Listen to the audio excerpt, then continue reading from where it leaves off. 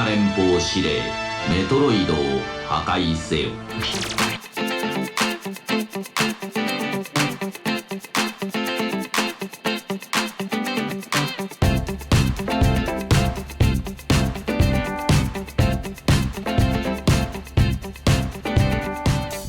I played 3 games in February that all happened to be Metroidvanias, including one of the most highly regarded in the genre. My goal here is to share what I played every month, so hopefully you can discover something that you would have otherwise missed. And this time I'm pretty sure that I have a real golden nugget that you've never heard of. So this video is going to be like an odd sandwich. A totally fine piece of white bread, then a nice thick prime rib, followed by a surprisingly good brioche bun. Alright, then let's just dig in. That was a bit on the nose. Okay.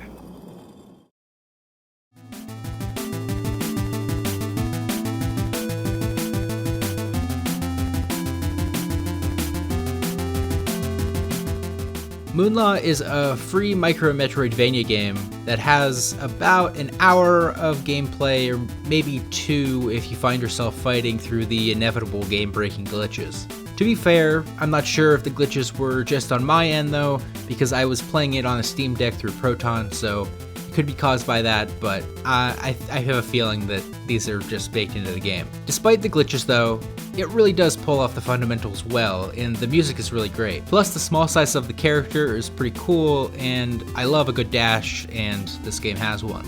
Unfortunately there's no map, but since the game isn't too big, you probably won't get lost. You can check it out on Steam where it's totally free and easily accessible. I recommend it.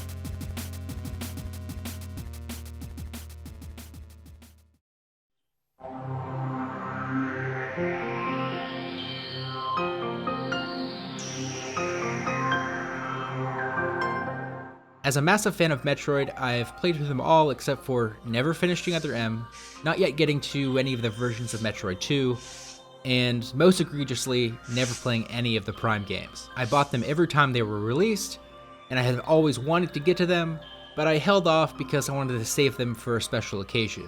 Sometimes I'll do that. I'll squirrel away things onto my backlog that I think I'll love for rainy days or little pick-me-ups when I need them. That said, Nintendo has delivered a special occasion by shadow dropping a full-on yassified version of the much-praised first Prime game on the Switch. And I had quite a roller coaster of an experience with it.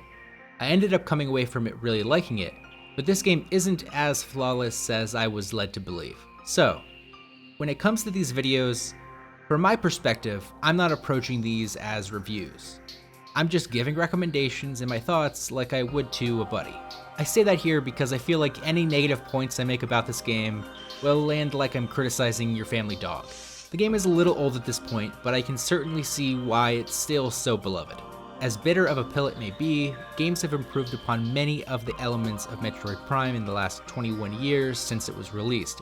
While it was revolutionary for its time, games have since learned and improved upon many of its elements. For example, the feeling of being lost on an alien world is absolutely present here, and that's super cool. But that's the thing, that's you're lost, at least much of the time. Finding the next place to go can feel pretty aimless in this game. This has been an issue that has been largely solved in more recent games by using what I'll call the point of later return. Designing the environment in such a way that once you travel past the point of later return, usually something like falling from a ledge that's slightly too high to jump back up onto, you can only backtrack to that area once you get a required upgrade. This limits the possibility space of where you can explore and makes the exploration feel more natural and less frustrating by eliminating many of the wrong options without completely railroading the player. It's like the silent guiding hand of the developer helping you just enough while still letting you think you're doing everything naturally on your own. You may say, but the hint system tells you where to go on the map. Well, that may be true, you need to be able to use the map effectively, and the map is another issue here. The map just isn't as clear as it should be. It's tough to understand at a glance because it's all just non-distinct 3D cubes, and the way that it divides the different regions of the map into basically separate maps completely complicates traversing between them by leaving you guessing where each connects to another. Scanning can also be a divisive aspect of this game. While it can be a great way to leave the storytelling in the hands of the player, it can become a little too invasive, and eventually I just stopped scanning things that weren't critical to progression since I wasn't strictly trying to 100% it. And then there's the whole visor switching aspect, which I just couldn't get a hang of. It was like a hurdle my brain had trouble overcoming. I don't typically consider whether there's something invisible around when I'm trying to find the critical path. I may have had a lot of issues playing it, sure, but I can appreciate how much this game means to so many people, and all the other games that it inspired. I was completely blown away by the vibes, the music, the visuals. Each area was distinct and beautiful in its own way, and even after hitting the hurdles that I did, the first thing that I felt when I finished the game was, oh man, I want to play that again. I still highly recommend this game. If you're a fan of the Metroid franchise, I still think Metroid Prime will be worth your time, especially now with the new coat of paint. I just think I prefer this kind of game in 2D, but maybe the sequels can win me over more.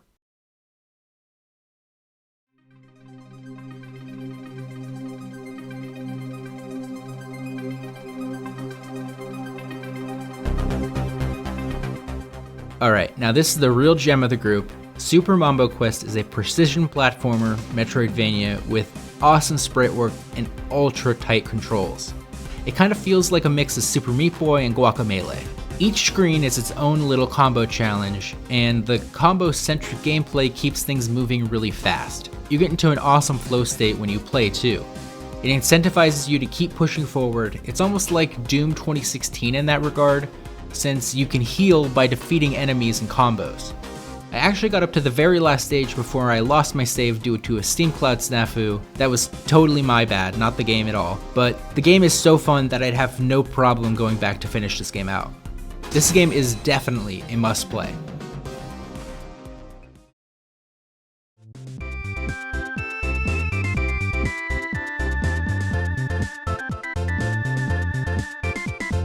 And those were all the games that I played through in February 2023.